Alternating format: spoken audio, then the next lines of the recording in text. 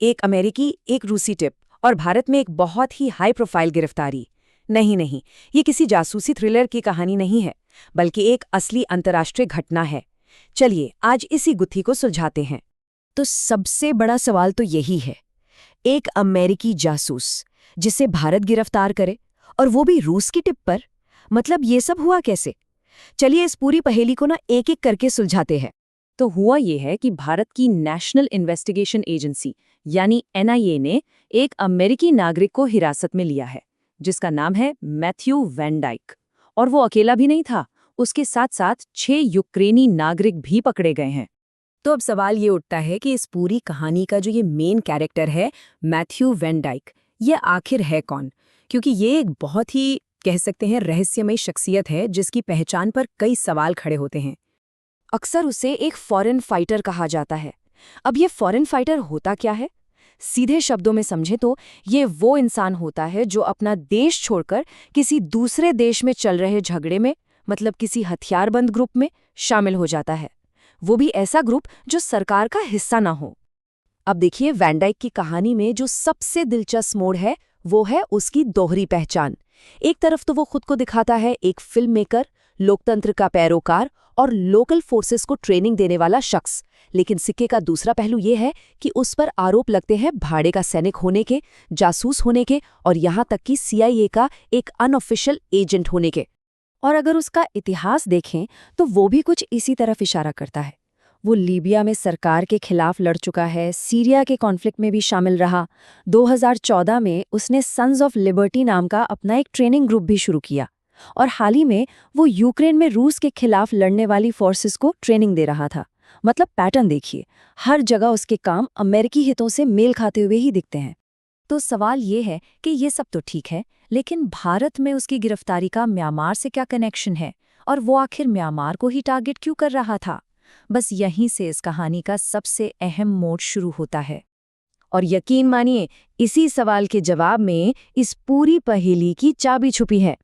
अच्छा, इसे समझने के लिए ना हमें थोड़ा म्यांमार की पॉलिटिक्स को देखना होगा। हुआ ये कि 2021 में वहां की सेना ने चुनी हुई सरकार का तख्ता पलट कर दिया और खुद सत्ता पर काबिज हो गई। और ये जो नई मिलिट्री सरकार बनी, ये रूस और चीन की काफी करीबी मानी जाती है। और रूस तो इस मिलिट्री सरकार को पूरा सपोर्ट दे रहा है। कैसे? उन्हें मिलिट्री फंडिंग और मदद देकर, अपनी टेक्नोलॉजी शेयर करके, यहाँ तक कि सैटेलाइट लॉन्च में भी मदद करके, और डिप्लोमैटिक लेवल पर भी बचाता है। मतलब रूस म्यांमार के लिए एक बहुत ही क्रिटिकल पार्टनर है। और ठीक यहीं पर वैन डाइक के मिशन की एंट्री होती है। उसका प्लान था कि वो भारत को एक बेस की तरह इस्तेमाल करे और यहीं से म्यांमार में मिलिट्री सरकार के खिलाफ लड़ रहे ग्रुप्स को ड्रोन वॉरफेयर की ट्रेनिंग दे। अब जरा सोचिए, ये तो सीधे सीधे रूस के एक करीबी सहयोगी के लिए बहुत बड़ा खतरा था। तो अब तस्वीर थोड़ी साफ हो रही है। ये जो पूरी घटना है, ये सिर्फ एक गिरफ्तारी की कहानी नहीं है। ये दरअसल अमेरिका और रूस के बीच चल रहे एक बड़े शैडो वॉर का हिस्सा लगती है। मतलब एक ऐसा युद्ध जो पर्दे के पीछे लड़ा जा रहा है। तो चलिए अब सारे डॉट्स को कनेक्ट करते हैं। सबसे पहले वैन डाइक ने यूक्रेन में रूस के खिलाफ फोर्सेस को ट्रेनिंग दी और इसी वजह से वो रूस के रडार पर आ गया। फिर रूस ने दुनिया भर में उसकी हरकतों पर नज़र रखनी शुरू कर दी, और जैसे ही वैन डाइक ने रूस के खास सहयोगी म्यांमार को अपना टारगेट बनाया, रशियन इंटेलिजेंस ने इस खतरे को जड़ से खत्म करने के लिए भारत को टिप दे दी। तो ठीक है, वैन डाइक अब भारत की गिरफ्त में है, लेकिन सबसे बड़ा सवाल तो अब ये है कि आगे क्या होगा। देखिए, एक थियोरी है जो डिप्लोमैटिक सर्कल्स में काफी जोरों पर है, और वो है एक प्रिजनर स्वैप की, यानी कैदियों की अदला बदली। और इस अदला बदली की थ्योरी के सेंटर में दो लोग हैं। एक तरफ है मैथ्यू वैन डाइक, जो भारत में वीजा के गलत इस्तेमाल के आरोप में गिरफ्तार है, और दूसरी तरफ है निखिल गुप्ता, जिसे चेक रिपब्लिक में पकड़ा गया है और अमेरिका ने उस पर मर्डर फॉर हायर यानी सुपारी देकर हत्या करवाने की साजिश का आरोप लगाया है।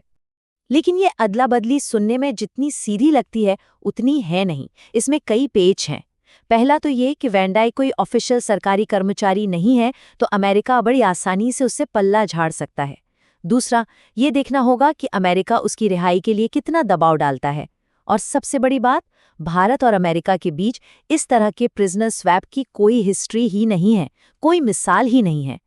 तो आखिर में ये पूरी कहानी हमें एक बहुत बड़े सवाल के साथ छोड़ जाती है। कि देशों के बीच की इस बड़ी शतरंज की बिसात पर मैथ्यू वैन डाइक जैसे लोग असली खिलाड़ी होते हैं या फिर सिर्फ एक मोहरा।